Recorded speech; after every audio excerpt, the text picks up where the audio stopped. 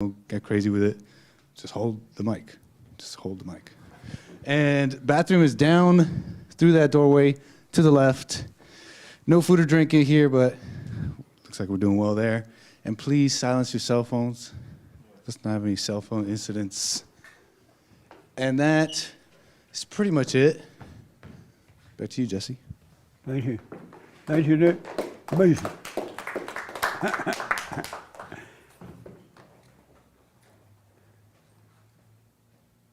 You forgot to tell the people on the back they can come up front. This is true. There's one thing though. I'm not gonna say, oh, you can move back to the front. You can if you want. No, this is an order. This is an order. You have to be at the front so that the people in the back can just come in. And nobody's moving. So. You made them scared. You scared them, Nick.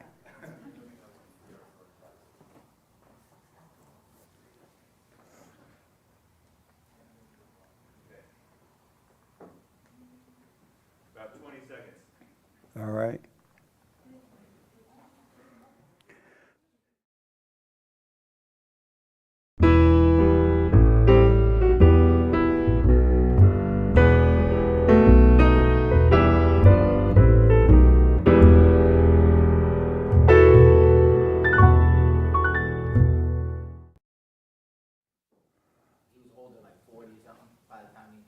Oh, okay. Good morning. Welcome to church. I am Jesse Lee Peterson. Thank you so much for being with me. You can get involved by going to our chat line on the YouTube channel there, and Hake will let me know, and I can respond to your questions and comments. And happy end of 4th of July. I know a lot of people on vacation because I forgot their whole week was 4th. I was just thinking of one day as being 4th. Isn't it amazing? So, good morning, y'all. Good morning. How's everybody? Good. Anybody here for the first time? Oh, nice. Tell me your name and how did you hear about us? Brianna. Oh, hold on 1 minute. I'm sorry, Brianna. My name is Brianna, and I started to listen to you right before COVID, I think, on the podcast, and I Nice. called, and so I'm moving here, so You moving here? yes. You moving to this building? Or No, yeah, I'm moving into this building, upstairs. Well, we have a homeless guy over there, so. Okay, hey neighbor. No, I'm an actress, so I worked on Broadway, and nice. so I'm moving here to act and stuff. Yeah. Right on. Any question about anything? No, just Nice. happy to be here. Okay. Yeah. Yes, sir. Hey, Jesse. Hey, your name and how did you hear about us? My name's Sean, and started watching YouTube clips maybe 2 or 3 years ago for the first time. I think it was right around the time someone was giving you a hard time at the gym for wearing a MAGA hat.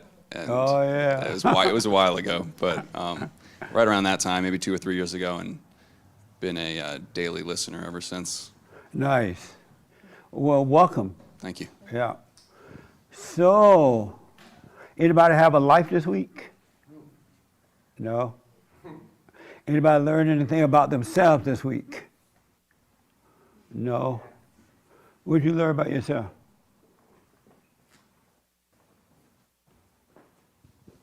Thank you. I did have a life. Week. Let's just say, I'm trying to organize myself and my soul months after my mother's passing, and it's not as bad as I thought.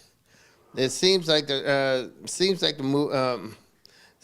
my journey is not as tough as I thought it would be. Oh, you thought it was going to be rough for you once your mother expired? In a way, I did. And why? Because this may be the first time I'm going through life without parents. Good. How old are you? 63. Whoa, it's about time, man. What time? Nice, okay. Amazing. Jesse, another, what did you discover about yourself? I spent the beginning of the week through like Friday morning It's like solo, like bushcraft camping in the mountains, just kind of like hiking and finding new places. So I spent a lot of time with the phone off, with no one around. I had a book, but I didn't bring it the second and third day. I just kind of sat with my thoughts in the wilderness. It was great. And I just, I guess I haven't done that in a long time, and I've been working a lot all year, and I thought I'm gonna just go and leave the phone, leave the car, leave everything that makes noise, leave the books, leave everything, and just So what did you discover about yourself? that. I think that being alone or being in tune with like nature like that it's more rewarding for me than any of the like drinking I used to do or any of the drugs I used to do or anything. Like I could search forever for some kind of content to make me feel content, which is funny, it's like the same word. But it didn't compare to being without all those things and how the world kind of just slows down and you just start to notice things. I was able to notice things that I usually just take for granted. And Like what, for example? the stars, the sky, the soil, Oh, you know, okay. the difficulty of getting a fire started without like, you know, a lighter.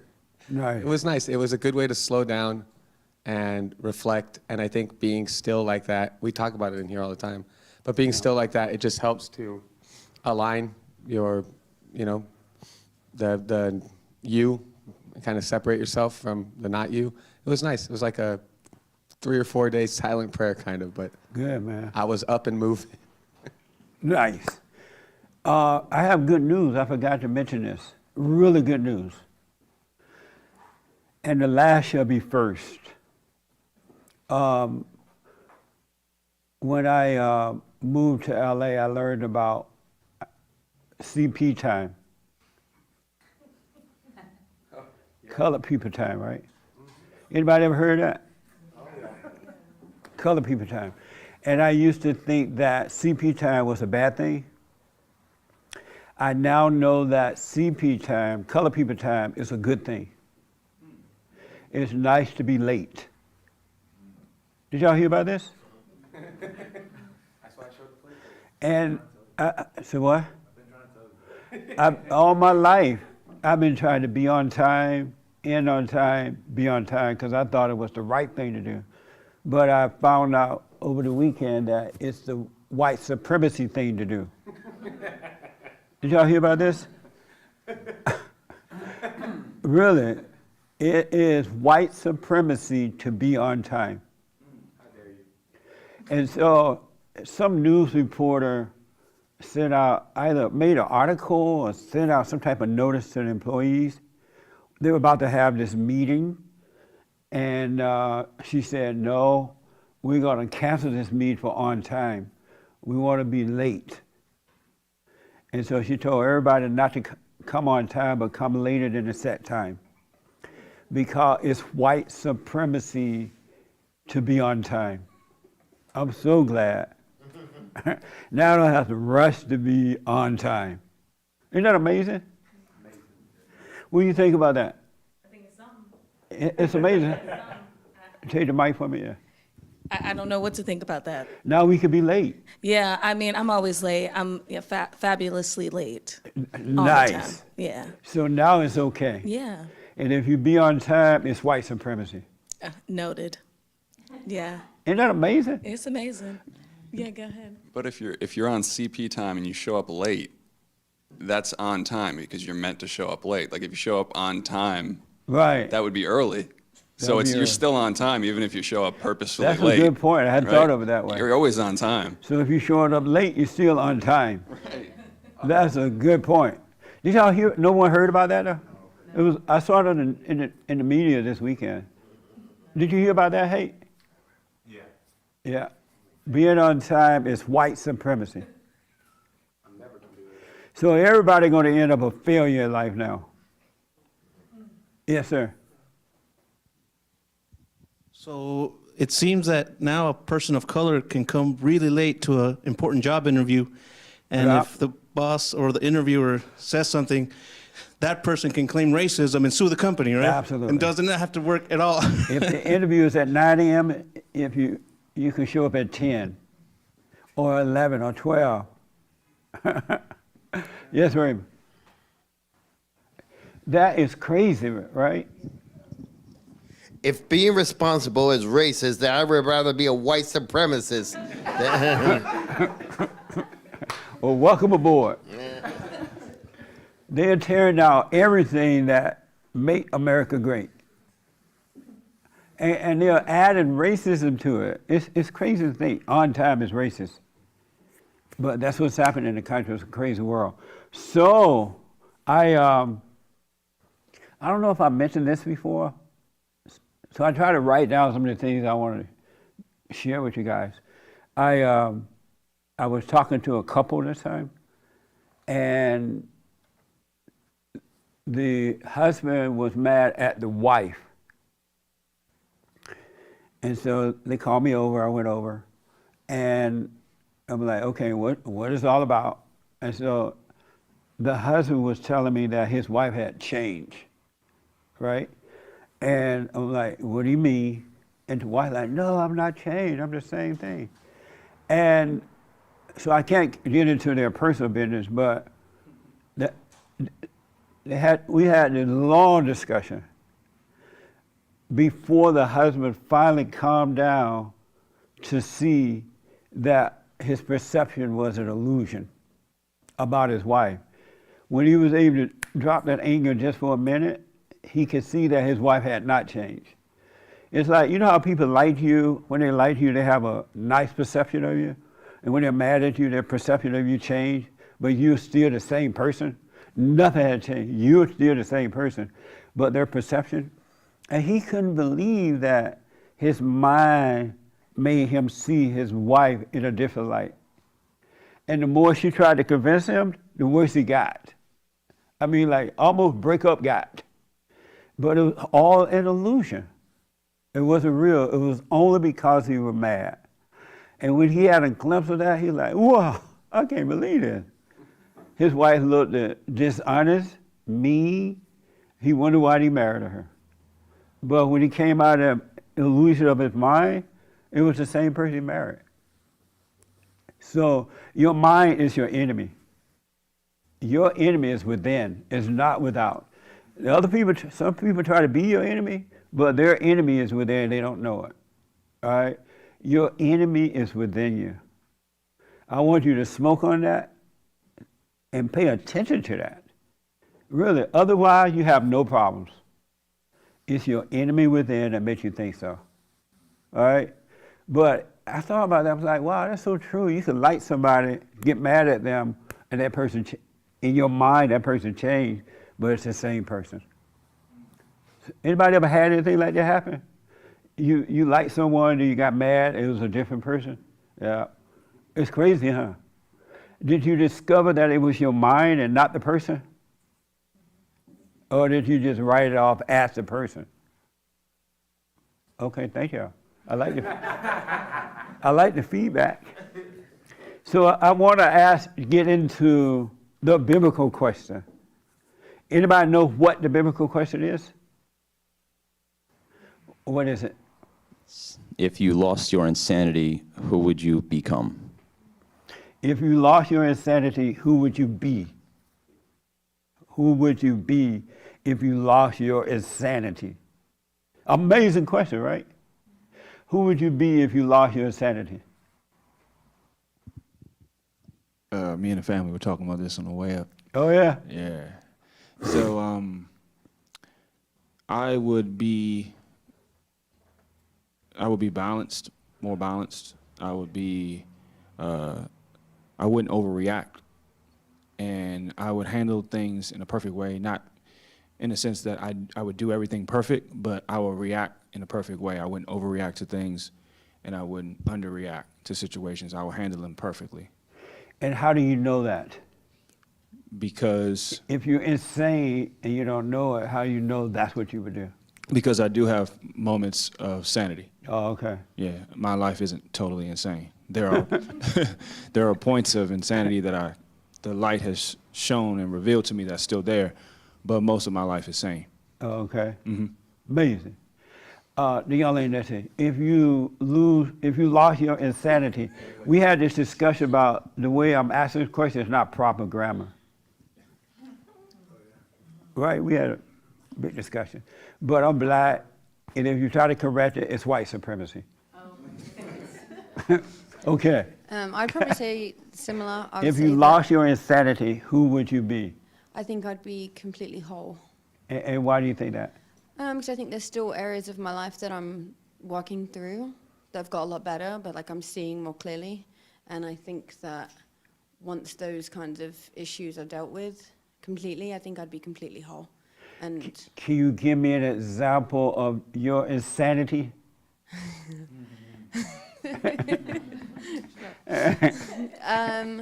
I would say specifically the last 2 weeks I've been working on not judging, because I feel like when I judge, I forget that, how do I word it the best way? That if I judge somebody else, that how do I explain it? That I'm taking myself out of the garden in a sense, because You take that yourself could- out of what? out of the garden, like out of, Oh. because like that could easily be me. Like what gives me the right to judge somebody else in an area in their life when I have specific areas in my life that I'm still working on, that I just can't help myself in, Right. that I'm still figuring out. So I think once those, without getting too personal, once those issues are kind of dealt with, I think as a whole, as a person, I'd be more whole and solid. Do you That have makes sense. another example of your insanity?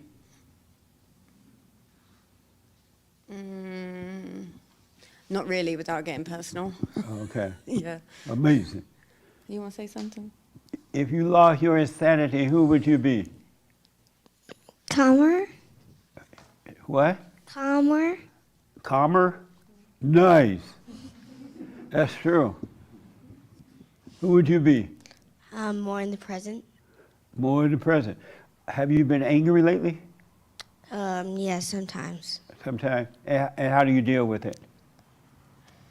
With, Do you yell at somebody, or you be quiet, or you what? be quiet. How do you deal with when you've been angry lately? How did you deal with it? Just, take some time and be quiet for a couple minutes, do a prayer. Nice. That's right. If you lost your insanity, who would you be? Just like everyone else said, more balanced and taking one day at a time, I think it would be a lot easier. And what does your insanity look like? Can you give me an example of it? Becoming my mother fully. That's insane, all right. Yeah. Do you have another example of it?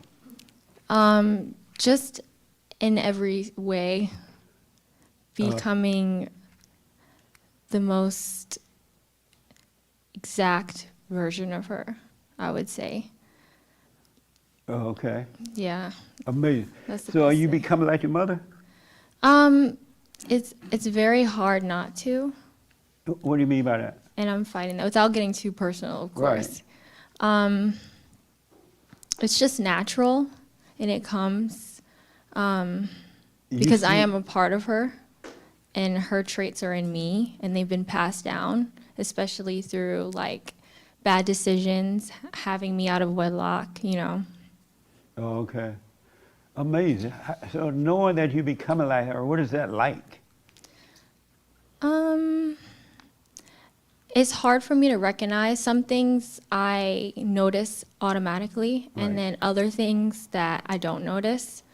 But I think because I work on it and I am willing to walk in the light, and I feel like that I want this for myself, Nice. that's the reason why it's become easier now. Good. Amazing. Nice. If you lost your insanity, who would you be? Were you aware of the biblical question this week? No. You were not aware of it? No. Oh. Didn't we talk about it Thursday night? On Thursday, that's the first, yeah. Did you think about it after that? No, not really. Oh. and why not? I don't really get into my thoughts. Just you asking that question right now, the first thing that came to my mind was I would be the son of God. God's son. And how do you know that? Because you just wouldn't be influenced by the world, whether it be good or bad. You'll be always present, calm, patient. Nothing really affects you in a dramatic way. And how do you know that's true? Because I get a lot of glimpses of that in my life. Oh, you do? Where where I realize everything I've endured has created me, and constantly wanting to learn about myself every day. Could you give me an example of your insanity? No, I mean, everything that would be insane in my world would be self-imposed. I mean, I would put myself in that situation, but I would be aware of it. So I kind of try to limit that as much as possible. Okay. I mean, not try, I just live my life, and when it comes, and just move on. Oh, okay. Yeah. How about you? If you lost your insanity, would you be? And this is a fellowship, so just relax and nobody judging each other. Blah, blah, blah, right? Everybody's in the same mess. So it's not a guessing game or anything. Yes, sir. Who would you be if you lost your insanity? First of all, are you insane? Yeah, that's what I was thinking. You say you are? I think about it. If I lost my insanity, part of me thinks I would be perfect, but then I think about my previous life before I woke up, and I go, dang, like, that was pretty sane. Like, just waking up every day, going to work, going home, you know, house, car, girlfriend, whatever, like normal, living quote unquote normal, like a sane life. And then if I have that perspective and I look at the way that I see things now, I would say I'm pretty crazy right now. You're as far pretty as crazy? like just being all out about God and like not believing in things like racism, sexism, stuff like that, I go, yeah, that's pretty insane. So I guess it's all perspective. Am I saying, am I not saying? I don't know. So, give me an example of your insanity before. You say you still have it or you don't have it? Are you sane now or insane? That's so. Well, I mean, I guess that's a question that I ask myself. Oh. I believe that I'm saying that this is a sane way to live, but I guess according to everybody else, most people would say this is pretty insane if they just sat and thought and heard, you know, what we talk about here. They would call us insane. So it's perspective, I suppose. Oh, okay. Can you give me an example of your insanity? Of my insanity? Beforehand. Well, yeah, currently or beforehand? You still have some of it? I'll just go on record and say that I'm sane. You're sane? Yes. Oh, okay. Yeah. And can you give me an example of your insanity before you became sane? Of my insanity of not seeing the world the way it's supposed to be seen. Oh, by I see. Being worldly, I suppose, and just seeing things on from a shallow point of view, and just seeing things how you're quote unquote supposed to see things. Oh, okay. As opposed to seeing things, you know, from a spiritual perspective, and that we're all just spirits. Amazing. Which sounds pretty insane, but yeah. Okay. What were you, if you lost your insanity, who would you be? I don't know, but I want to tell you about my insanity. Okay. So we watched that movie Revolver, and I feel like insanity is just like that thing just like talks to you, and you're like, oh my gosh, this is crazy. So literally this morning, I live with someone, and I'm like, why didn't he say hi to me? And like, my mind just goes nuts, and I'm like, he's mad at me, he's angry, yada, yada. And then, like, I opened the garage door, and he closed it, but like without explanation, you know? So it's safe to assume he's gonna go somewhere. So it's so easy to just approach the kid like, oh, you want the garage open, you know? But instead, I like let my mind go crazy, like screaming at me, and then I'm just like, oh, you want that open? He's like, yeah, I'm about to leave. Like, and that was as simple as that. It's just crazy, though. I think that's the insanity, like. That's an example of your insanity? Yeah. Oh, okay. Like in the movie Revolver, you know that ego that just like won't stop talking. So I suppose that's like insanity.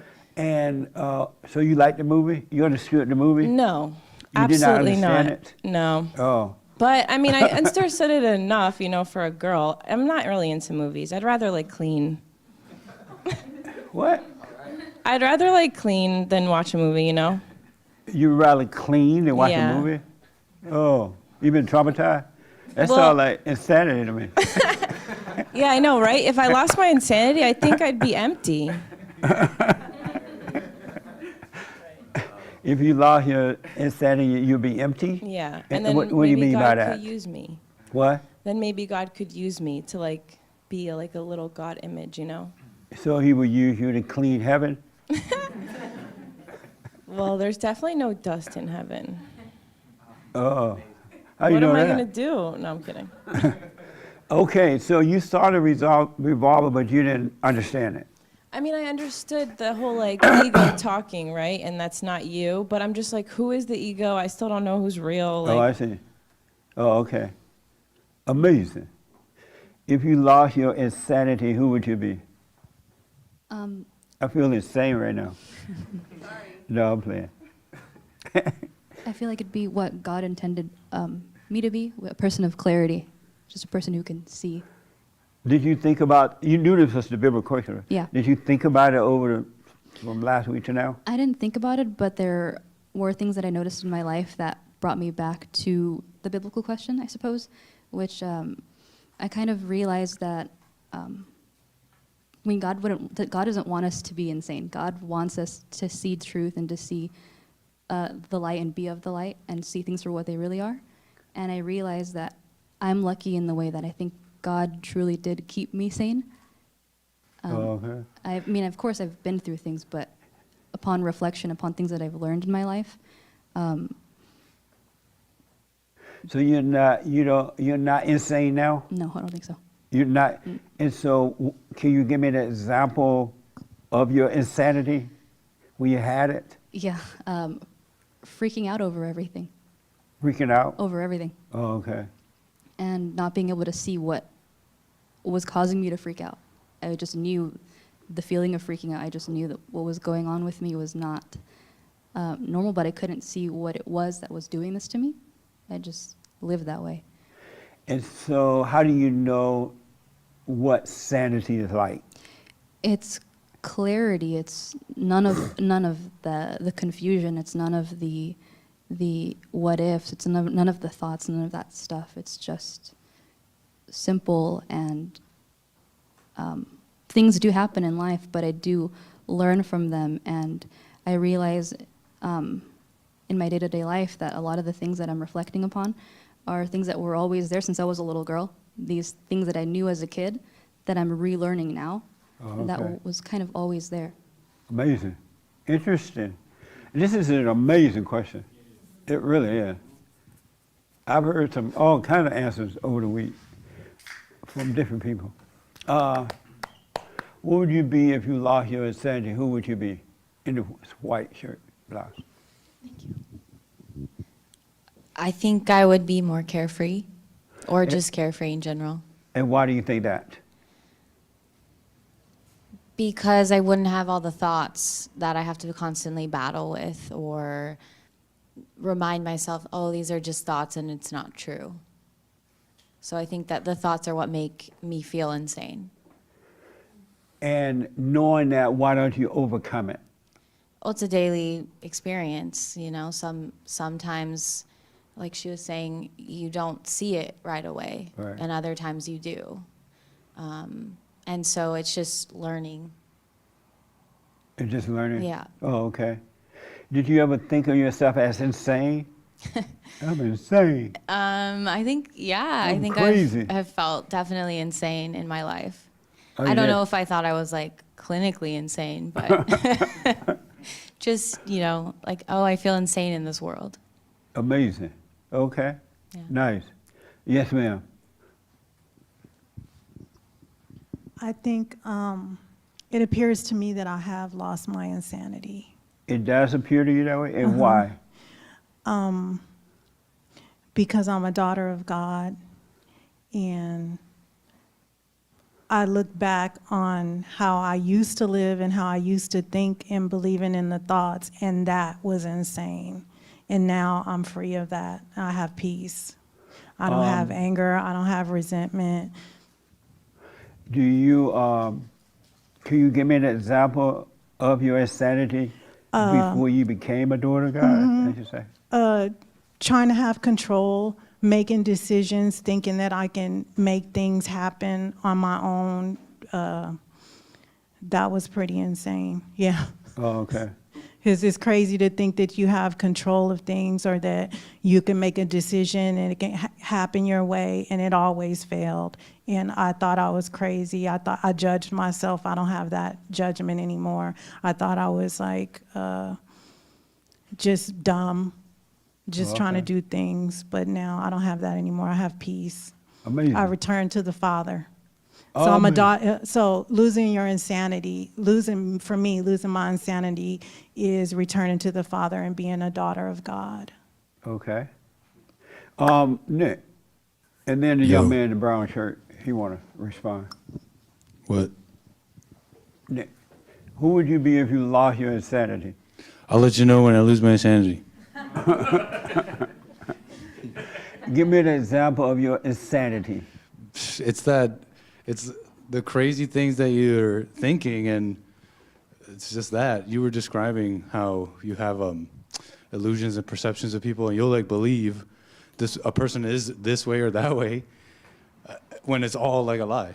I know. So it's crazy. That's crazy. That's insanity. Oh, okay. That's an example of your insanity? Correct. Oh, okay. And you still crazy? Yes. Oh. Have you seen my show? Have you watched my show? I'm crazy. I'm retarded. I'm a crazy person. That's for sure. Yes, sir. Who would you be if you lost your insanity? Hello? Hello? Hi. Hi. I think that, the question of who I would be sort of besides the point if I lost my insanity. I think I would stop thinking of myself in those terms. I think I would stop thinking of myself at all, or like self-obsessing as much. So I wouldn't think of who I am or who I would be. My insanity would just be gone. I'd be a living being, like you say. And can you give me an example of your insanity? Just that mama voice, in the back of my head. I did forgive my mom, but it's still there. I'll obsess about or worry about things that are just distractions that have no, real meaning or import for my life whatsoever. Yeah. And they'll be really important in the moment, and then once they pass, it's like, why was that even on my mind? Why was I obsessing about that? That's a good point. It's amazing that there's nothing in life that's important. Right, right. But we make it important. Yeah. It's not even real. Small things, you just get lost in the details about things. It's so insane. It's just so insane. Amazing. So you forgave your mother? Yes. How did that go when you went to her? It didn't really go, it didn't go well for me. I got much more emotional than I thought I was going to get. I did get through it. I guess she took it well. There wasn't any screaming or hitting or anything like that. She didn't really understand. I think her ego is so blinding for her that saying I forgive you, it just, I guess it caused a little confusion at first. What did I do? She I guess that's what she wanted to know, like what did I do so that was so wrong? That's interesting, huh? You going to someone to say, hey, I'm sorry for resenting you. Yeah. And it become a mess. Yeah, it never crossed their mind. It's not like, oh, okay, thank you. Yeah. That's all it takes. But it become a mess. It reminded me of that guy in the movie, Olioka in the movie. What's his name? The one that died? Ray Liotta. I know. The guy went to him to say, I'm sorry for resenting you. I'm sorry for taking your money. And Ray Liotta went nuts. He went nuts. He wanted to kill the guy. He like, fear me. No, he started crying. He didn't want the guy to forgive him. That's how it is when you face your mother. Did you start crying and stuff like that or what? Yeah, for a moment, and then You like, Mama. Yeah. I'm sorry, your mama. What made you cry?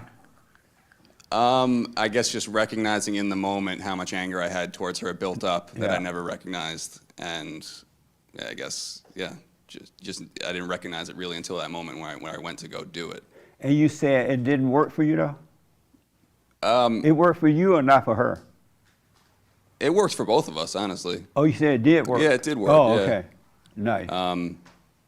You know, I still see some of those mama thoughts surfacing every now and again, but I feel completely differently about them now. Nice. You know, I see some sort of separation where there was none before. Good, man. And how about your father? my dad's a great man. Oh, okay. Yeah, he's a great man. Nice. Who would you be if you lost your insanity? I don't know. I feel like my insanity is a little bit of judgment towards myself, and mama thoughts as well. Yeah. I forgave my mother as well. Oh, you did? I did. How did it go? It went. I think it went well. I'm an only child, so I think our relationship has always been a little bit like tough, just us going back and forth. I think it went well. I feel differently about our situation and about myself. Nice. I'm more aware. Like when we spend time together, I'm like, wow, she's crazy. Like she's nuts. And I Yeah. see some of the things that I do. I see that I'm doing the same things that she used to do Yes. or do, and I'm like, yikes. But I'm aware of it now, Yes. and I'm just trying. So. And how do you, give me an example of how you judge yourself? It's like he said, it's mama thoughts. Like I feel like I can't make a decision for myself. I'm always thinking about what other people want me to do or think I should do instead of being true to myself and making my own decisions for myself. Nice. Yeah. That's a sign of insanity for sure. Yeah, for sure. Yeah. But don't judge it though. It's Yeah. enough to see it. Yeah. Yeah. Amazing. Yeah. Nice. Anybody else want to respond to this? Okay. What would you do if you lost your insanity? Who would you be? My initial thought was that we couldn't even imagine, like we couldn't even fathom what that would be. You mean you and your insanity? Yeah, like, but also just as a collective, like a collective Christ consciousness kind of thought. But then after thinking about it more, I think we would just be. Who is we? The collective. You and your mind? No, the Christ conscious. You never heard the term. You and the like, devil? When you say we, who are you talking about? Mankind. Oh, you talking about everybody? Yeah. Oh, I see. Yeah. The children of Adam. So who would you be if you lost your insanity?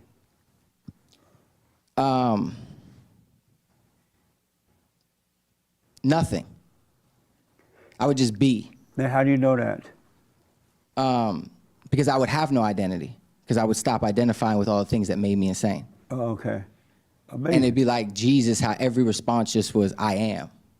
We would be, and to give you the Christ consciousness in an example, we would just be like water, a reflection of each other of water. Like you say, we're no better than the child molester. We just all are a mirror of water as one. Oh, okay. So we're yeah. So are you still insane? The mind is, yeah. Oh, it is. Oh, And okay. even when I pray without ceasing, it makes me have a sound mind because of God and the light, but without it, it's still insane. Okay. So, what's insane is to identify, like you say, with those things as being us. But like you said earlier about perception, no matter what, someone's gonna think you're insane. So that's why it's good to not have any feelings about it, you know. Like last night, I got kicked out of a music performance place because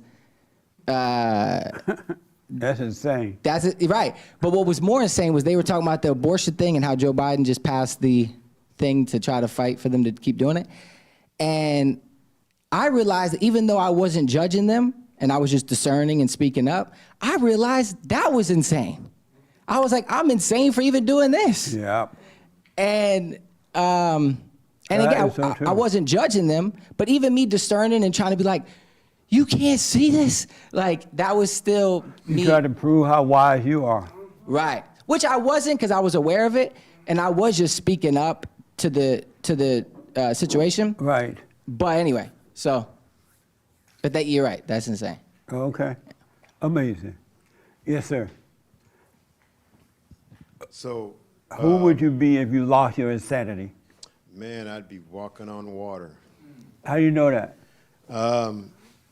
I can see the contrast between some things that I was so crazy, and so I can kind of see the light a little bit from up above, you know. And so, example, about 2 months ago, in my apartment, it was just so crowded, full of junk and stuff, and these are all things that I just refused to do, wouldn't do. And it wasn't until I was quiet and still that things got done, and now it's like magically done. So if you lost your insanity, you would have a clean apartment? Yeah. A clean life. A clean life and be at peace. Okay. That's a kind of selfish way of looking at it. Because it was an expression of me, that stuff that, you know, things that I refused to do, wouldn't do. Okay. And amazing.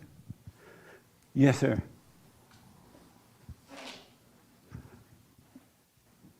If you lost your insanity, who would you be? If I lost my insanity, I guess I would be unmoved by the devil's tricks. And how do you know that? Well, I would say I know that how I would be when I lost my insanity, because I think I've been living that way for a while, not knowing what it was, and now that I can see it through coming to God, you know, they say like eyes to see and ears to hear. We also talk about like once you see, it's kind of hard to unsee it. And I hear responses, you know, like even like the thing Hassan's talking about speaking up in a situation, trying to help these people in his mind, trying to discern, trying to open their eyes. And you always say, don't try to ever make a blind man see. And you'll never win any favor by destroying somebody's idol. And so I remember when I would hear the thoughts and listen to the traps that the devil would set. And then even when I came to God, right, I would listen to the traps that the devil would say. Oh, I missed a silent prayer. You know, I got to pray without ceasing. It's not without stopping. I'm not doing good. I'm not a child of God. I'm failing now in the eyes of God. All of these are traps that we know. It says the devil will come as a false light. I'm not here to judge myself. I don't get to do that. And by losing my insanity, I'm able to just float through life, right? Like walking on water. I'm unmoved by the ups and downs of this realm. It doesn't affect me the way it used to. Amazing. Let me take Raymond first and then here. Yes, Raymond. If I lost my insanity, I believe I would be a much better person. And why do you believe that? Because throughout all my years, I was anything but a better person. I was a bitter person. So you're not bitter anymore? Not, I don't believe so. Oh, okay. Nice. Yes, sir. Right here. Couple quick examples of insanity that everyone can relate to. You know how you have that shirt in your closet or those pants that you haven't worn in 2 years, but you keep it anyway? That's insane. You know, you got that workout you're supposed to do that you're not doing. That's insanity. Yeah. Also, too, eating things you know you're not supposed to eat. You do it anyway. Nice. That's insane. One last person. Yes, sir. Then I have some questions. I think I would be. If you lost your insanity, you would be what? I would be more Christ-like. And what is Christ-like? It's almost like being, I don't know, like enlightened, like a guru almost. Like what now? Like a guru. A guru? Yeah, you know, like the meditating ones on the mountain. They like reach nirvana and stuff. Oh. Except, you know, you're not just sitting on a mountain, you're still going through life and Yeah. doing your thing. Okay. Can you give me an example of your insanity? Yeah, so a lot of times I'll be talking to people and I'll think back to what I said. I was like, man, why did I say that? You know, that I didn't mean that, and it's not even true. Yeah. But it's like I'm trying to get a grip on the situation, and then because I'm always trying to get a grip, it's like that's why I'm losing my grip. I'm not being just natural in the moment. Amazing. Interesting, man. Nice. Last but not least, if you lose your insanity, who would you be? I have no idea. You have no idea? Can you give me an example of your insanity? Not at the moment. I'm sorry? Not at the moment. Oh, okay. Nice. So let me ask, how anyone here, you feel shy sometimes when you like dealing with other people? You feel a little afraid or feel shy? You had your hand? And why do you? Well, I don't know. Like, I feel shy, but everyone tells me I'm not shy. But you do feel But shy? I do feel shy, but I know I'm just like identifying with it. But I feel like it's just because I do care a little bit about what people think about me, and I want to fit in. And I just don't like having attention on me. So you feel like you don't fit in? Not now, but I would say in the past. I would just say growing up. But now you feel shy sometimes? Well, I'm saying I've just felt shy like all the time, you know? So I feel like that's just like, since I've done that my whole life, it's just something that I identified with, you know, that I'm kind of getting over. Right. But I feel like I still identify with that a little bit because I do care what people think about Oh, okay. me. That's insanity. Oh, wow. Hey, I didn't know you were going to do that.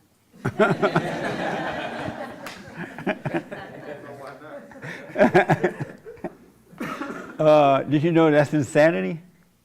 And why do you think of that as insanity? To feel shy. Because I didn't think about shy as an emotion. But you feel shy though. It is a feeling. Yeah, I just didn't think about it as an emotion. I didn't think it comes from anger. This is why we got to pay attention. Cause that's why we need to get to know ourselves and pay attention. And all these little things that we don't think is important is very important. It really affects our lives and we don't realize that. Because I feel like if I wasn't shy, I would be able to accomplish more things. And I am trying to like get out of my comfort zone, but just like a little bit at a time, you know? Right. Nice. How many of you have been in a grocery store line and you get to the clerk and the clerk look at you crazy a little bit and it makes you afraid? You like want to hurry up and leave the line. Anybody felt that? You have? Right here. You know how, another thing about the clerk too, I'll tell you in a minute. So you've been at the register and the clerk looked like she's mad or she looked at you a little crazy and you felt afraid, just wanted to get out of there? Yeah, but you get over it quickly. But you have felt that? Yes. And why did you feel that? Yeah, I don't know. I suppose that's my ego. But why did you feel that without knowing it was the ego? Why did you feel that way? At the time, what were you thinking? Well, I don't know, but I have no idea. But listen, if you get rid of your insanity, the faith that you have in God is like so epic. Like to But actually, how do you know that you're still insane? Right, I know, but I'm just thinking because if I wasn't insane and I didn't like, oh, is this person mad at me? It's like, dang, if you really don't even think like that, you really are trusting God to just But how do you know that's true? Well, how could it not be true if it's like... How do you know that's true, what you're saying? Oh. And I have my reason for asking, and Yeah. I'll explain it later. Yeah. How do you know that's true? I suppose I don't, right? Don't ask the question, what a question. I'm serious, I don't know that. So why are you saying stuff that you don't know is true or not? Well, I'm actually kind of asking you, like, well, just like listening to what everyone's saying, I'm like, wow, if I really had faith in God, I wouldn't be thinking like at all. I wouldn't be thinking about, oh, is this person mad at me? Is something off? How do you know that though? I don't know. I don't understand these questions. Sometimes they're just too simple, maybe. Yeah. Yeah. But let me ask. So when you were in line with the clerk and you felt fear, you wanted just to get out of there. At the time, did you question why am I afraid of this person? It's just a person behind a counter. Yeah, why am I afraid? Did you think of it at the time? Why am I this way? I mean, but to be honest, I could feel fear right now with you, but it's just like something That's not the that question though. Yeah, but that's just human nature, I feel like, no? I'm going insane right now. But at the time, and this is just a fellowship, y'all. Ain't no right answers, all right? It's just a fellowship. So at the time, when you were in line with the clerk, and the clerk, you said something that looked weird, and you felt fear, why did you feel that way at the time? Maybe because I know that I'm not whole, and maybe it's just like, oh, did they see that? Or something like that. I don't know. I'm just thinking, okay? Well, I don't know it's the right answer. I know. Because right now you're making up answers. Fine. You see that point? Yeah. Yeah, you're making up and you're talking to the devil right now. Well, no, I'm really thinking, like with you, sometimes I'm like, get a little fear. Even Alexis or Rochelle, like literally my friends, that's normal. And I'm just like, I know, but you're making up answer about the clerk thing. oh, all right. Should That I makes pass the sense? mic? I guess, absolutely. Are you nervous? No. Oh. Anybody else been at the bank or in line and the clerk at the post office and the clerk looked at you weird and you were afraid to even ask a second question? Yes, sir. It hasn't happened to me at the grocery store, but at fast food places. Like one day at a Jack in the Box, the cashier woman was like arguing with one of the workers in the back while she was like ringing me up, taking my order and yelling. And I'm like, what is wrong with this lady? Like it just makes it uncomfortable. Like I didn't want to be there. Right. Something. There's a devil here. I got to get out of here as soon as possible. I mean, like how can someone just like? Well, just, why did like, you feel uncomfortable about it? Well, because who's going to be comfortable with a woman with two women arguing at a fast food place? You want to eat your food in peace, right? But why would that bother you, though? Well, I mean, it's obnoxious. Like you don't want to hear all that yelling. Like you just want to be at peace. Like how can you not listen to them yell? Right. You can listen to them yell, but why would you personally be bothered by it? Well, I don't care about why they were fighting. I just don't want to hear it. It made you afraid, though. You wanted to get out of there. It's because it's uncomfortable. Why was it uncomfortable? Because you can't be at peace when you have like wrath all around you. Why not? Well, I mean, unless you just put some earmuffs on or something, or yeah, just So I'd rather just take. I just wanted to take my food to go and just get out of there.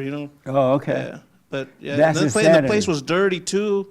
Like all the workers weren't doing their job, So it's right. like unsettling. So you ordered food at a dirty restaurant? I mean, hey, all the fast food places That's are dirty. insane. I mean, you just don't see it, All right. Okay. How many of you? And you can be honest. All right. It's just fellowship. We all go through the same thing. How many of you are afraid of other people? Y'all will be honest. Huh? In any form or fashion, how many of you are afraid of other people? Thank you. Thanks. Why are you afraid of other people? And give me an example if you can, if it's not too personal. Oh, okay. I have a neighbor of mine who I kind of took advantage of some living spaces in the garage, and so that person reacted to me,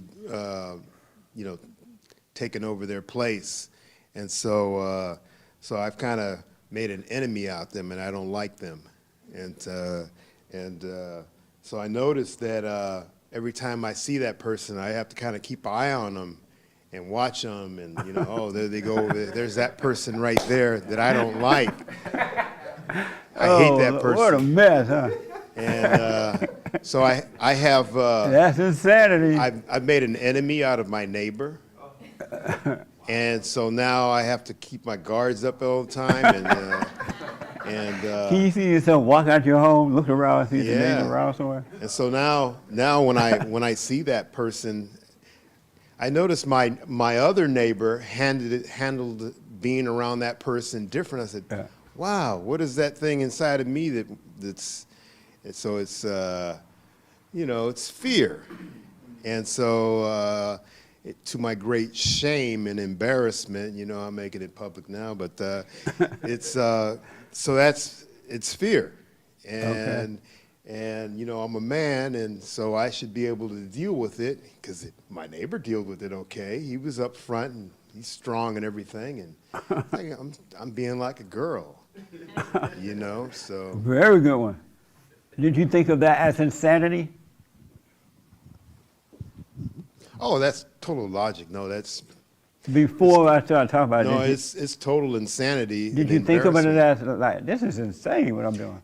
When you're caught up in it, so I'm in it and doing it, and it's you don't think about it. It's just like, okay, my car needs to be washed, and you don't even think about it. Well, if you park the car in the garage, you wouldn't have to worry about that. I don't think about the insanity. It's just a situation, and it's been going on for years. Why? This is okay. This is a useless emotion and a useless feeling. So you've been afraid of her for years? Yeah. Wow. I've been She enemies. got him on the run. I bet she doesn't even know it. I've been enemies. She probably with doesn't that. even remember it. Oh, they remember. She remember? Yeah. You got roll eyes at each other? What's that? Well, how you know she remember? They called me up about a month ago. Hey, I know we're not, I don't want to be enemies, and I don't want to be this. She called you up and said that? Yeah. So she's a better person than you. And you still afraid? More of a man, huh? Yeah, my shame. Interesting, huh? Yes, sir. What was the question? You're afraid, you raise your hand that you're afraid of other people. Oh, yeah. And when I say other people, your boss, your parents, your neighbor, your coworker, or anything. Do you, like, when they're around, you feel fear? Feel like you got to go back to your desk or anything like that? Okay. So I suppose just recently, like my family had like a 4th of July thing, and I skipped out on it, just like faking like I was sick or something. Right, speak up a little bit. Faking that I was sick so I don't have to go to my family's 4th of July party.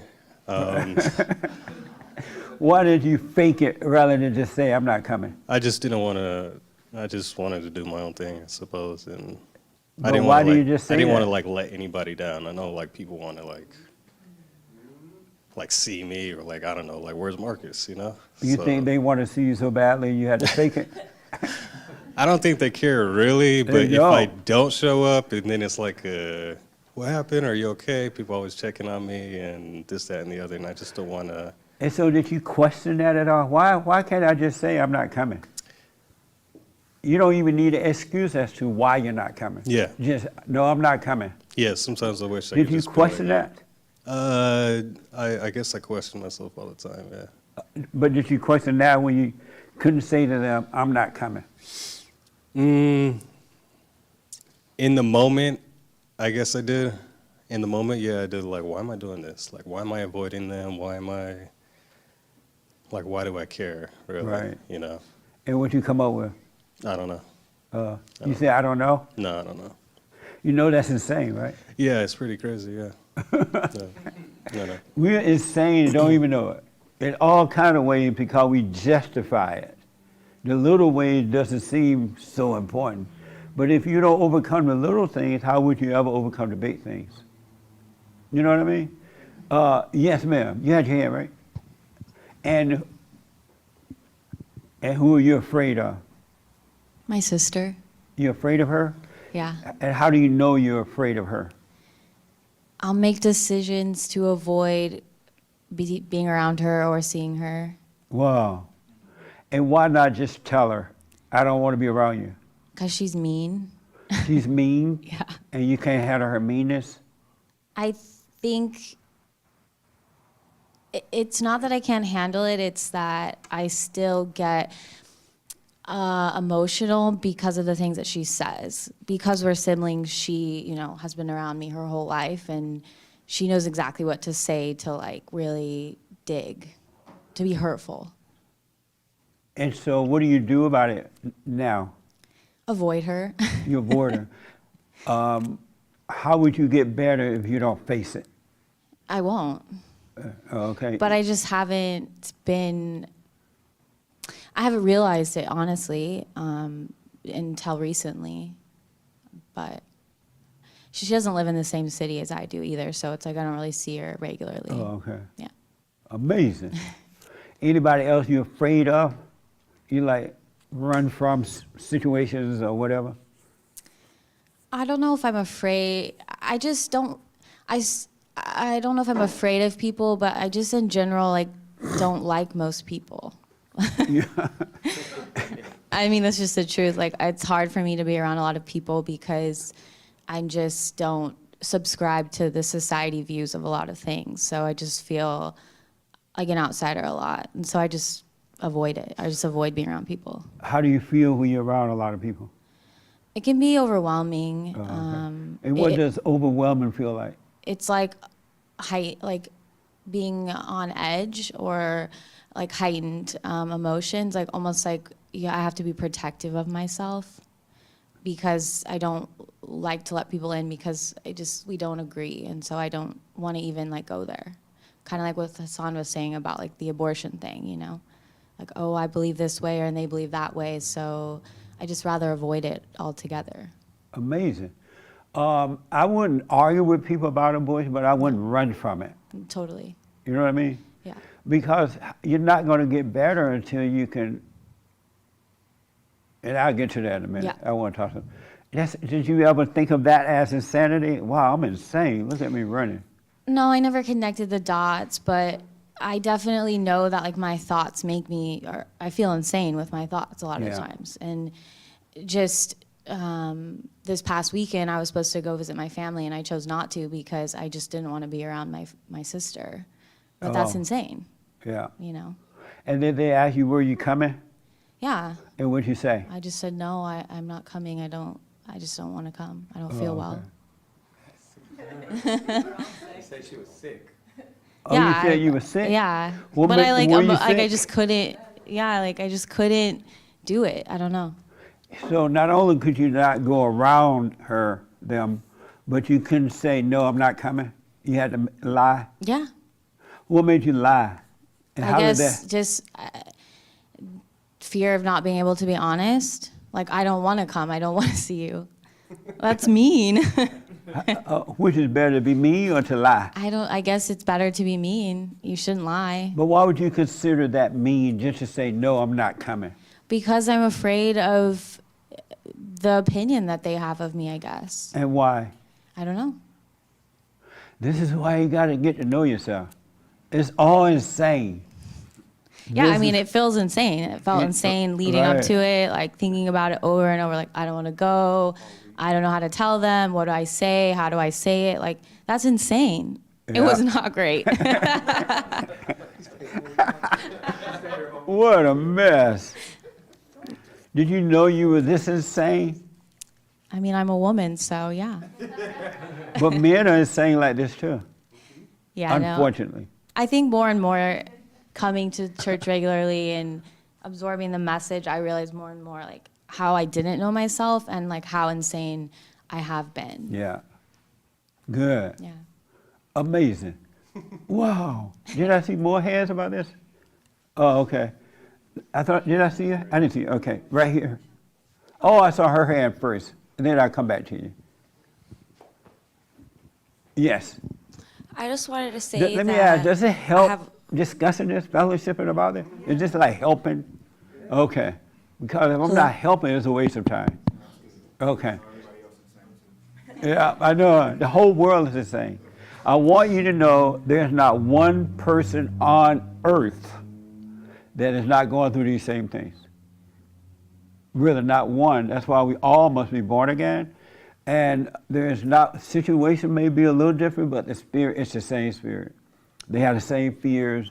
They may try to cover it up, but it's the same thing with every human being on earth, not one.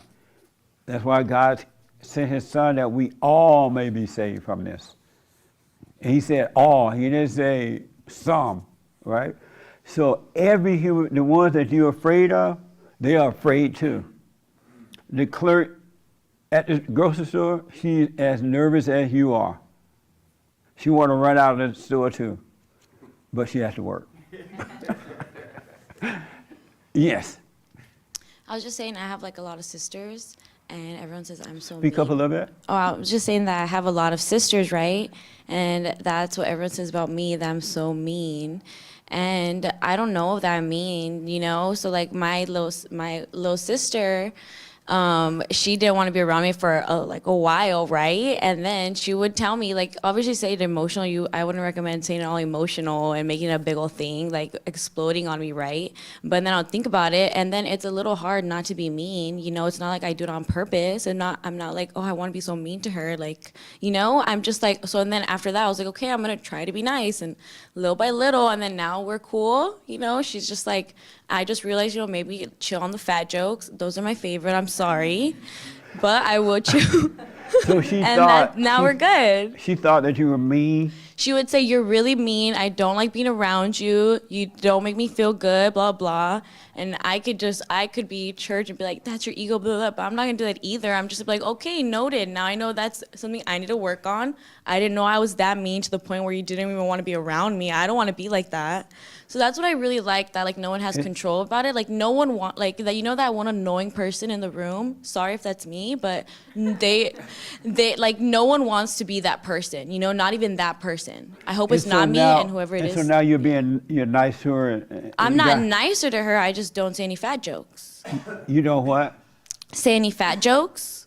Oh, you don't say fat jokes. Is she fat or something? I plead the fifth. And so, like, were you being mean? Oh, when you were saying fat jokes, did you know you were being mean? No. And so why did you change then if you didn't think you were being mean? I wouldn't say I changed, You but say you're being nice now. I'm not saying I'm being nice. I'm saying it naturally happened. We live together, so it naturally happened where we just are in the kitchen and we're just talking about something and it's just chill, you know? And it's not that I'm fighting this urge to say a fat joke, it's just not there. She just communicated it with me, and I understand that I have a lot of sisters and they're all so sensitive all the time, you know? So I'm just like, okay, I mean, it doesn't really affect me. But how is that helping them now that you've changed? Or I saying guess, fat joke? how she said, like, they know how to get under your skin. I just turned it down a little bit, and then when she's over to overcome it, maybe I could go back to saying the more better jokes. When she gets, because I just told her I realized she doesn't have a sense of humor, and that's okay. Oh, okay. Interesting. Did you have your hand? Okay.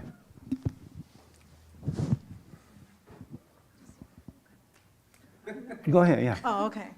I was just you asked if anybody was like afraid of other people. Other people. Yeah, and I'm not anymore, but I remember when the mask mandate first started, and when it first started, and I thought it was so stupid, and I didn't want to wear a mask, but I went into my imagination, and I started thinking if I was afraid of like everybody else, because I seen everybody else wearing a mask, and I started thinking, oh, if I go into this store without a mask, the police are gonna come get me, I'm gonna be screaming, and everything. I was like totally in my imagination about it. So I was just gonna say that I think that it boils down to believing the thoughts in the imagination that prevents you from doing the things that you think may be mean or something, like telling the truth.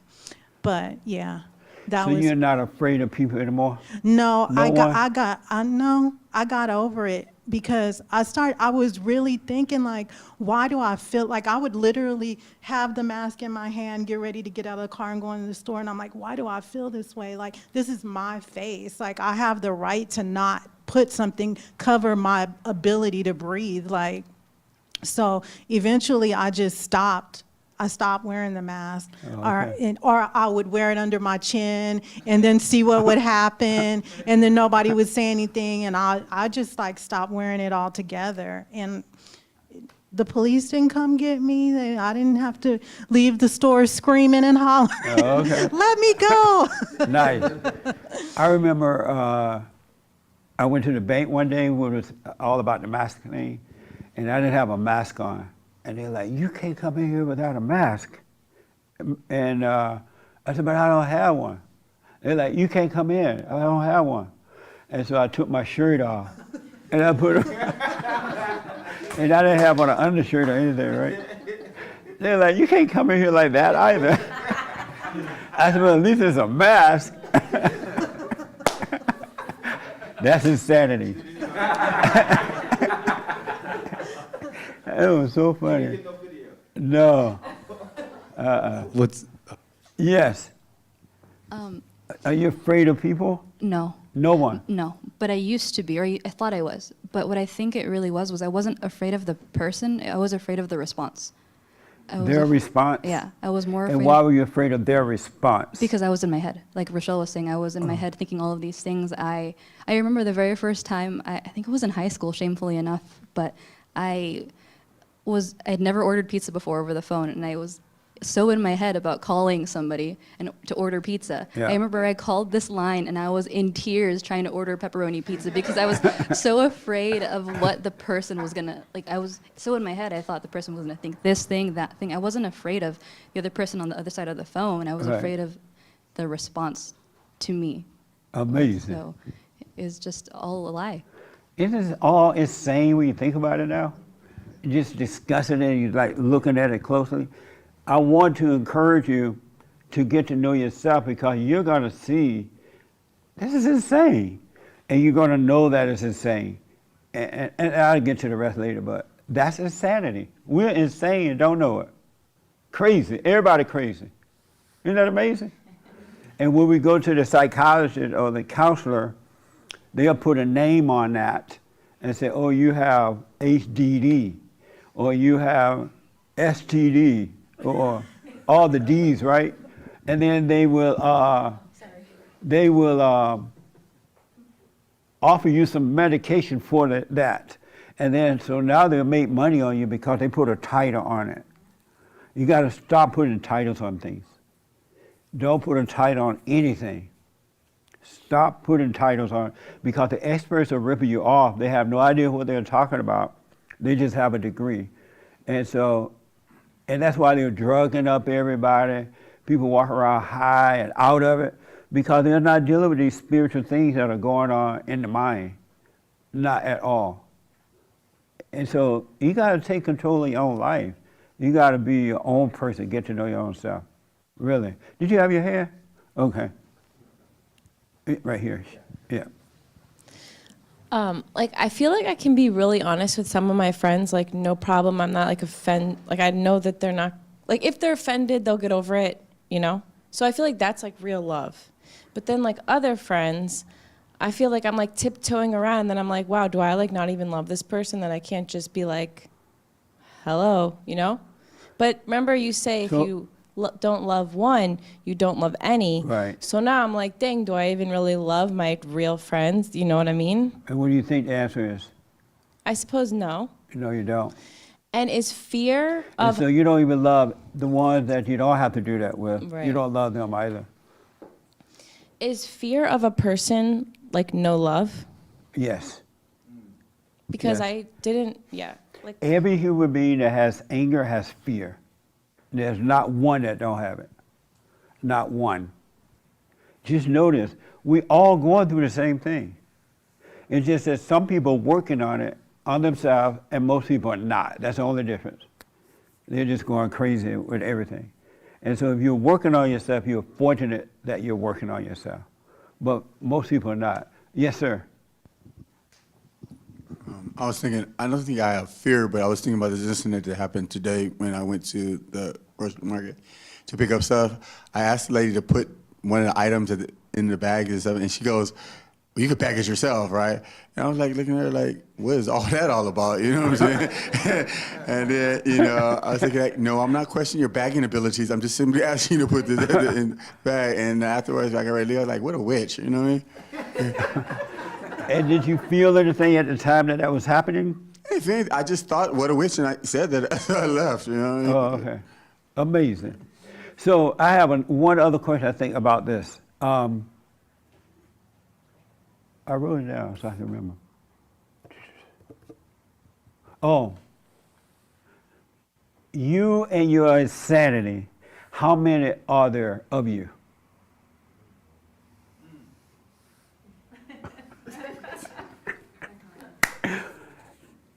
How many are there of you? You and your insanity. Did you have your hand? Yeah. How many are there of you? I wanted to say one thing before I'll answer it right now, but you mentioned that like people have, anyone with fear has anger, and listening to everyone's answers to all the questions so far, I think it's interesting we all talk about anger here because that's a big part of your message, but anger is like kind of the physical manifestation of all the other things that you have to look out for, right? Doubt or worry, if they're going to take you away without wearing the mask, or fear of your friends. And you always mention that fear, worry, doubt. But it's interesting that it manifests as anger. So we always look at it as like, I don't have anger, but I still have fear. I still have doubt. I still have worry. And it's like, if you could start addressing those things or seeing those things, you might be able to, you know, cut off the root cause of what brings the anger. But to answer your question, and I tend to ramble, so if you want to ask it directly, I'll make sure I answer it directly.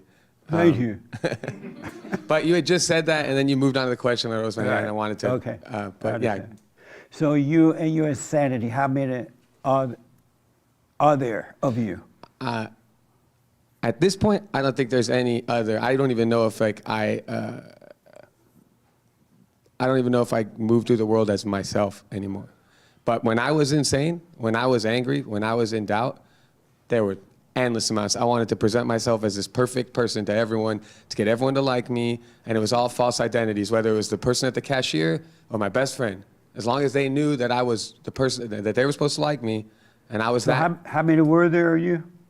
Were there? Were there before? I don't know. I couldn't count. Not enough. Okay. Not enough calculators in the world to count how many there were when I was insane. But now, I wouldn't say any. Zero. Okay. Not even myself. Amazing. How many are there of you and your insanity? Yeah, I mean, when you identify with it, it's unlimited. It's, like you said, it's pits to, down to hell. So there are unlimited number of you? No, now there's none. 9? None. Oh, none. Oh, okay. But before it was, bottomless pit. Okay. Wow, we run out of time so fast. Yes, sir. He kind of just said what I was going to say. Yeah, it's as many as you identify with. I'm sorry? It's as many as you identify with. Oh, okay. As far as, your life goes. You could be, an alcoholic, whatever, a weed smoker, whatever. Or you could present yourself as a particular identity to this person, and then to that person, somebody else, and it just carries on, and then it's total chaos. So basically what he's saying. Okay. Interesting. Is this helping? How is it helping you? I think it just shines more light onto this thing that we call ego. Like I said last week, it's much bigger than I had ever imagined. I know, huh? It's a mess. It's shining a light on it, and it's exposing the enemy. Nice. Is this, yes. Is this conversation, did you have your hand? I did. Yeah, okay. Okay. Oh, okay. Do you want to go? Go ahead. No, you go ahead. Okay. I got this. I think you saying it before, like everyone's going through the same thing. And when I was listening to you about your sister and about the judgment and like worrying about what people think of you, and like it is crazy because who cares? That's right. And you come here alone, you leave here alone, and you just have to make sure that you are being a good person and that you are being aware of your surroundings, and know that like everyone is on the struggle bus right now. Everybody. And not everyone is at you or coming at you or care about you. They're going through their own And so it's just, if we just keep pushing along and just seeing what is really in front of you, what's really real. That's all you can really do. Yeah. It is crazy. It's insane. It's insane. It huh? is. It's like the whole world mad. Yeah. It's insane. But it's interesting. Yeah. We- But when being you- aware is a beautiful thing. Yeah. It's, God is so beautiful. He's really trying to tell you, show you. You just have to listen. Absolutely. Yeah. Amazing. Yes, sir. I think insanity is, for me, it's dealing with office politics at work. Everybody has office politics at work, but sometimes you drop your guard down when you shouldn't be dropping your guard down. And then you like my coworker, Satanic Sabina, she's just like, just an evil 39-year-old woman. And I just dropped my guard one time, and then I got in trouble with the boss again for something I said. So your mouth can be the biggest enemy at work. So the last couple days, I'm just like, okay, I got in trouble on Thursday with the boss because I said something to my coworker. I was like, okay, it's like, why did I drop my guard down? I know she's satanic, and she's proven it over the last 2 years. I was like, why am I so stupid? Just like dropping your guard down. I've dropped my guard so many times around this lady. And you were talking to yourself like that? Yeah, well, yeah, she's absolutely evil. But which one is worse, either her or either you talking to yourself like that? Insanity is doing the same thing over and over again, and I keep doing it over and over again. How did you drop your guards when you say you drop your guards? I dropped my guard by saying something to her when I shouldn't be talking to her at work at all. I should just be doing my job and just ignoring her. Right. Right? But she just comes in and confides in me, and I'm going, goodness. I goes, why don't you just talk to your husband? Don't talk to me at work. You know what I mean? That's the purpose of your husband. It's like, God, I hate this lady. And I was like, but I realized. What a mess. It is. It's office politics. And I'm going, I make good money at work. So I'm going, and then I goes, my bosses think that she's walks on water, right? Because she's a snitch. I say something to her, she goes directly to the boss, and the boss goes, I hear you've been saying this. And goes, interesting. I told Satanic Sabina that, and now the boss is telling me this. All right, so it's like insanity is doing stupid things again and again and again. And I keep doing this with Sabina, and I'm going, God, I hate this woman. And I'm going, and I almost hate myself more because I trust her. So anyway, I have stopped talking because your mouth is the biggest enemy at work. And if you shut up, you can get in a lot less trouble. So you're a master of what you don't say and a slave to what you do say. Amazing. Interesting. That's insane. Yes. So on that note of office politics, I have basically the boss that trains me for what I do. Some days he is having a good day, and some days he'll explode about anything. Like, I don't know, something's going on in his home life. And I'll be so afraid on those days that I'll sit there for hours trying to figure out how to do something instead of just going up to him and asking. Because I know he's going to give me hell the moment I approach him. He's like, why didn't you already know this? Why, it's like I have to walk into that mess, and otherwise I just have to figure it out on my own. And how do you feel about that? I never really thought about how afraid I could be of that guy until you asked this question, Yeah. But on one hand, it's like I should just go ask the questions I need to ask, but on the other hand, it's like I really am just like walking into a knife every time I do it, But why do you call it that? Because it's like I know what's gonna happen, and then it happens every time. But why don't put a name on it, and when you go into the office, if he's acting that way, and you can see that you're insane, feeling this way about it, because it's him, it has nothing to do with you, and you need to ask him about work why not just go over to him, ask him about the word, and you're going to be shaking in your boots. He doesn't know it, but don't overreact so you can overcome that. I mean, that's what I do, but especially if I know, like, I should have known something, Yeah. and I know I'm really going to get hell, it's like, fuck. Speak up a little bit. And then in those cases, that's when I basically have to admit to him that I wasn't paying attention at some point. Well, just say, Yeah. I wasn't paying attention. And just let him act out. And you watch yourself being afraid of him acting out. Yeah. Because that's not you that is afraid of him. You have identified with that. Right. You know what I mean? Yeah, that makes sense. So it's a perfect opportunity for you to see what's going on with you. Because he's feeling the same thing you're feeling. Maybe his incident happened at home or on the way to work or at work, but he just overreacted to his imagination as well. That's right. How many are you with you and your insanity? How many are you? There are you. Of how many are there of you? There's one of me for everybody I know. Yeah. You know, I remember when I first started Bond, and I didn't know anyone at the time, right?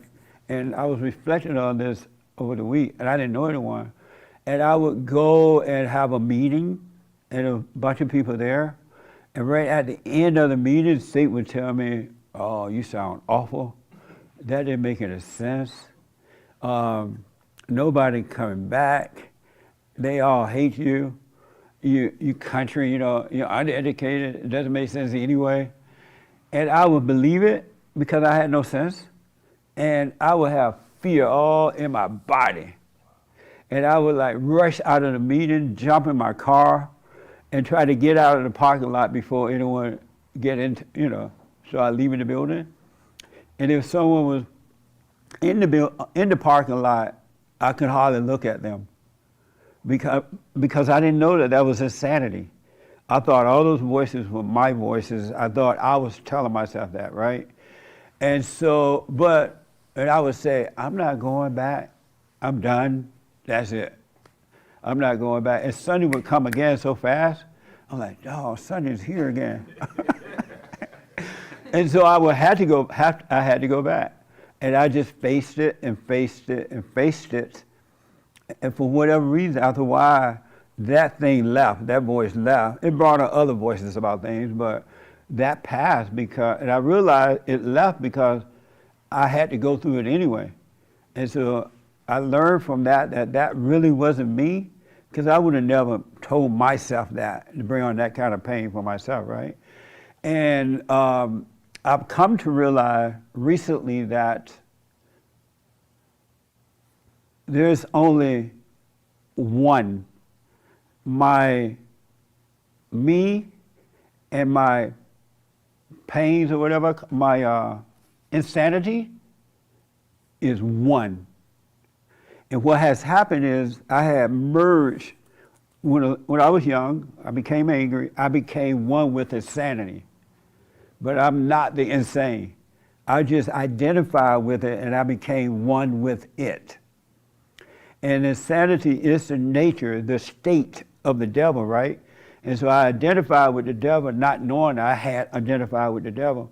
And then when you identify with the devil, he got all kinds of little demons working for him that bring on all kinds of ideas and fears and reactions and things. They work, there's a demon called loneliness. There's a demon called fear. There's a demon called anxiety. There's a demon called anger, whatever, right? And I didn't know that I'm just one person. I'm just me, not understanding who I was, but I'm just me, identify with all these demons. And so you and your insanity are one. And all you've done is identify with the insanity, the real you. You stopped, when we were traumatized, we stopped identifying with God. 99.99999% of people don't know who God is at all, including me. I'm just discovering as I overcome these identities. And God is nothing like you think that he is. It's all intellectual. When I was asking some of you, well, how do you were saying what God is like? That's just intellectual talk. You have no idea, because you can't be these other identity insanities and know God. But the intellect, which is of the devil, will make you say you know God. But when you're alone, you're lonely. When you're around people, you're afraid still. You worry about what people are going to think about you or saying about you. But you say, oh, I know God. I know that this is what it's like. No, you don't know. The intellect is of the devil too. And the intellect talks to you and you think that it's God talking to you. It's really not God, it's the devil. Because when you know God, you're going to start overcoming all those things. And you will see that it's God who's causing you to overcome, but you won't put a name to it. You will not name it. The world names it, but God said, don't name anything. Don't put an identity to it at all. He just is. He's the light, right? He just is. And so I want you to watch that too, because you can easily say you believe in God, you can quote the scripture, but you don't notice that when you're by yourself, you're lonely, or you're afraid, or you have a little anxiety, or you blah, blah, blah, right? But so notice when Satan tried to get you to say you know God. God never tell you to say, I know God. That's the devil telling you. It's like the Bible thumpers. The Bible thumpers will quote the Bible. They're mean and scared and worried and jealousy and envious and strife and all kind of stuff, right? But they'll say they know God because they can quote the Bible. And the devil be quoting the Bible in their minds.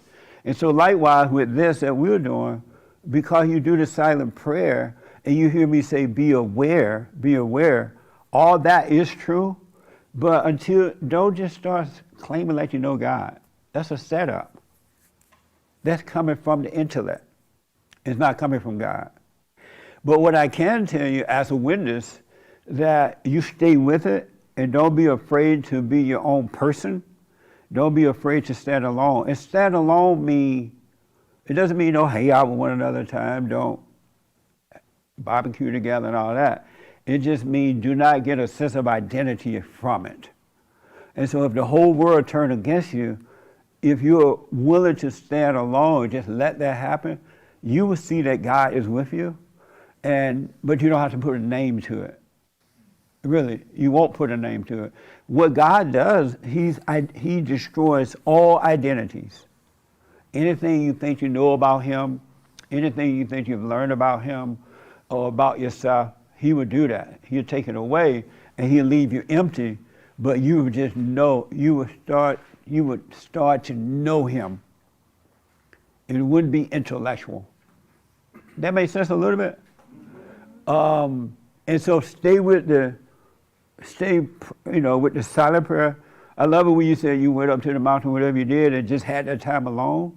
Have that time alone. Make time to be alone. And you'll see how the devil will talk to you. He'll make you feel like you're by yourself. He'll make you feel lonely.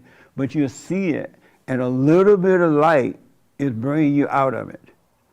And you want more light, and it's bringing you out of it. But it's getting rid of all your insanities. This false happiness, this unhappiness, whatever it is you're going through. Worry about the lady at work. All that would disappear. But you got to have no ideas about it. And we've been set up to believe ideas about things. We got to stop naming and claiming things. Because we're not what the devil has told us that we are. It's what the world tells you that you are. That's not who you are at all. And you have this light in you that will bring you out of this darkness that you're living in. But you got to stop identifying with it.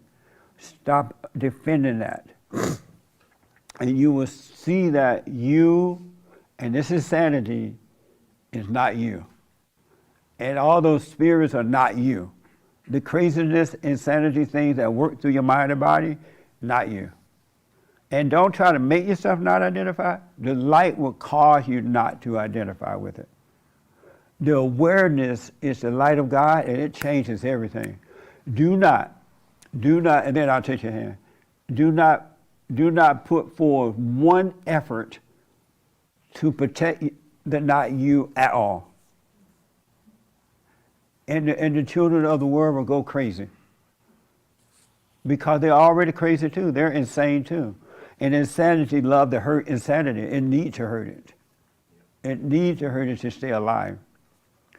You are not your insanity. And insanity is not you. The stuff you feel is not you. Facing your sister, for example, next time the opportunity comes, you don't have to make it happen. It'll come on its own.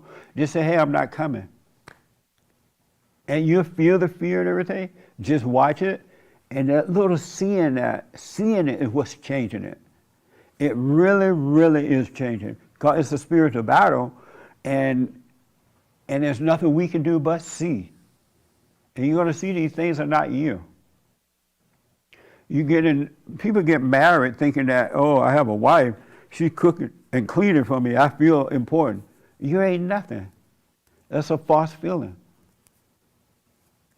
Why get married? Oh, he got some money, so he's going to take care of me. So now I feel safe. That ain't going to save you. It's not. You're still going to have the same insanity.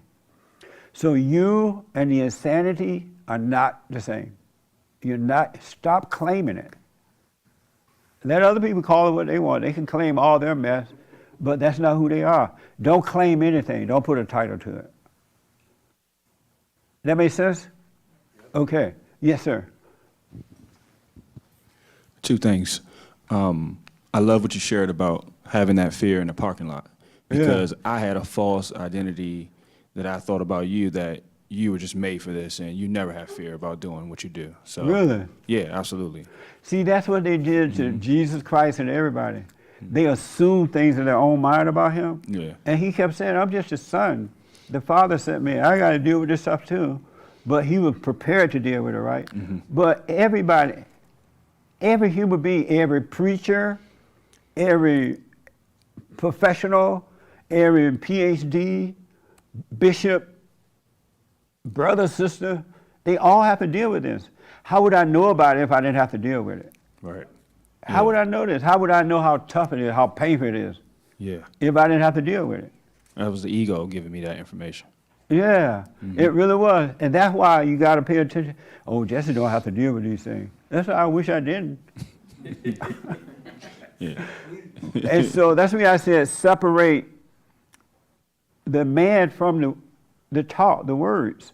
Because it's God working through me to tell you this, why he's working on me. I wouldn't know about this fear if I didn't have it. Yeah. You know what I'm saying? Yeah. Okay. And the second thing is it true that when we identify with these ego personas and things like that, we're worshiping with Satan? You're worshiping the devil.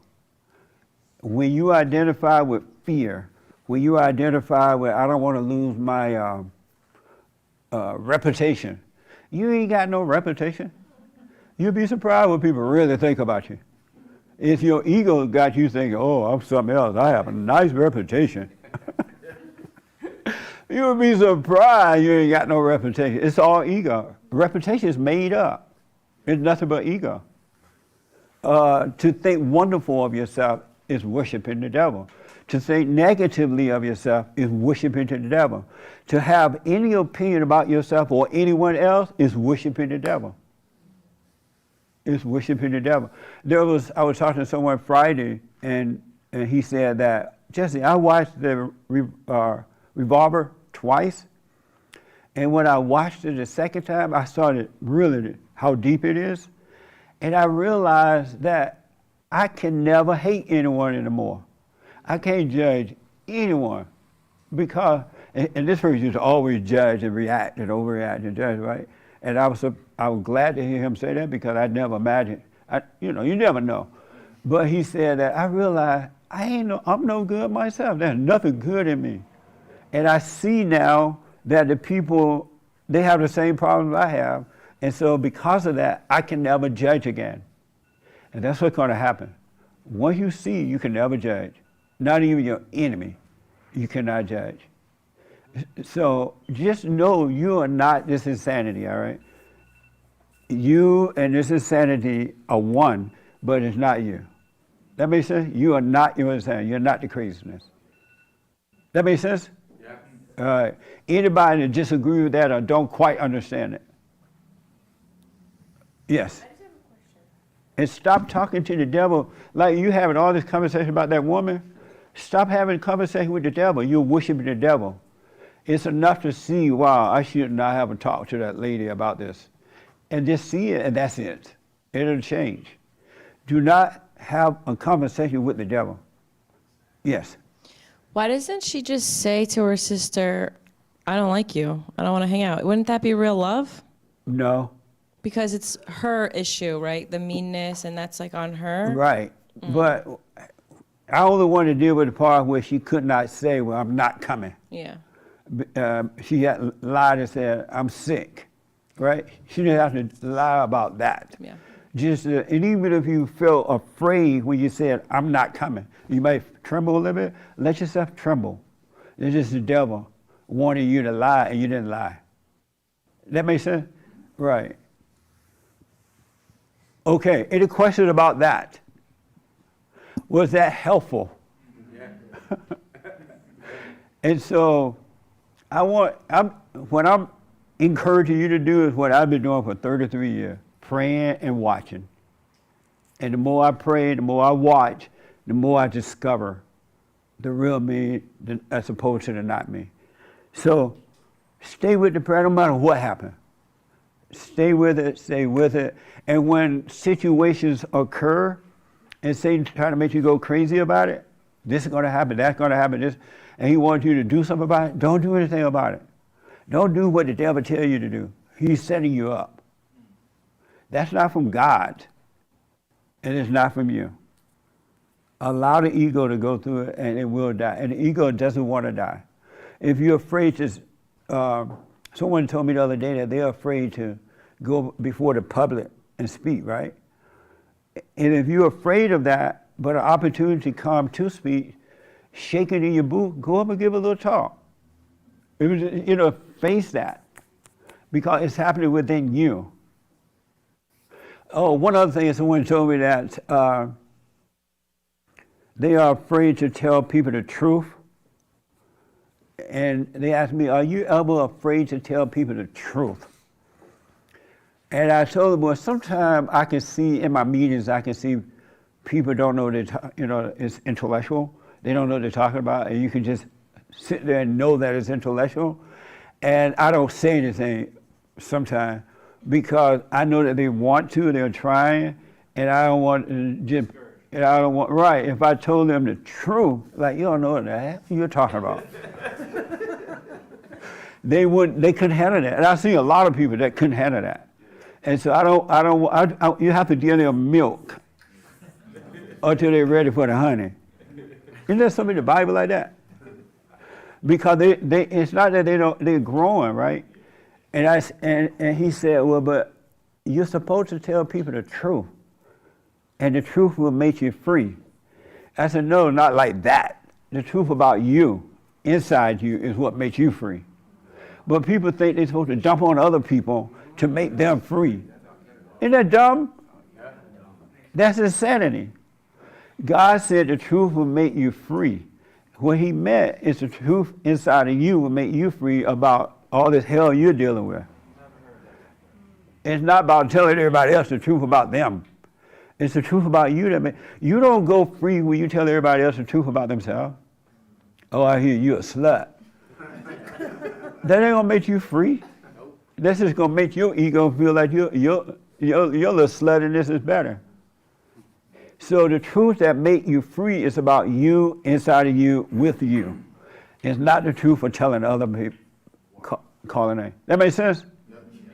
He's like, wow, that makes sense. I never thought of it that way. I thought I had to tell everybody about themselves. Isn't that deep? Isn't that? So the other way is insane. But that's what the devil does. It's about you that's going to be free if you keep an eye on you. All right? Amazing. Did this help a little bit? Nice. And so separate the man from the message. I don't know why God used me for the message. He know better than me, right? So, blah, blah, blah. And I'm telling you this, and then we're close. A little light gonna make you stronger than what you can imagine. Because once you have that little light, that thing gonna fall away, and there's nothing to go back to. You cannot turn around when you truly get the light, because the light is destroying everything that has already in your mind and already happened. And so you will not be able to give up. You won't, because the light is destroying the darkness, and there's nothing to go back to. All right? Even when Satan tries to give you a memory of something that's happened, it won't mean a thing after a while, because now you're not identified with the darkness. Amazing. I hope that helped y'all out there as well. Pay attention to yourself. Be willing to stand alone. And again, it doesn't mean if you want to hang out with people, you can hang out and go have some barbecue, ribs, and collard greens, and candy yams, and all that. But you got to become an individual. This country was built on individuality. When I was growing up, they taught us to be an individual. You learn more, you're freer more, you're not in mess, all that stuff, because you're willing to stand alone. So through this death, not you death, you got to be willing to stay alone. Do the silent prayer and watch. That's all you need to do. And Satan makes you think that you need more, but you don't. Do you understand that? There's nothing you can do. Of myself, I can do nothing, and of myself, I know nothing. So you either stay in the dark hell that you're in, or you pray and watch, and you'll be fine. All right? Thank you all. Thanks for your support. What else? Any meetings, Nick? Okay. I have a new biblical question for this week, but I'm just not sure about it yet. We may have used it already. So I'll mention that tomorrow, if the Lord is willing and the creek don't rise. Happy 4th of July. Happy White History Month. And blah, blah, blah. Thank you all for coming and participating. Thank you.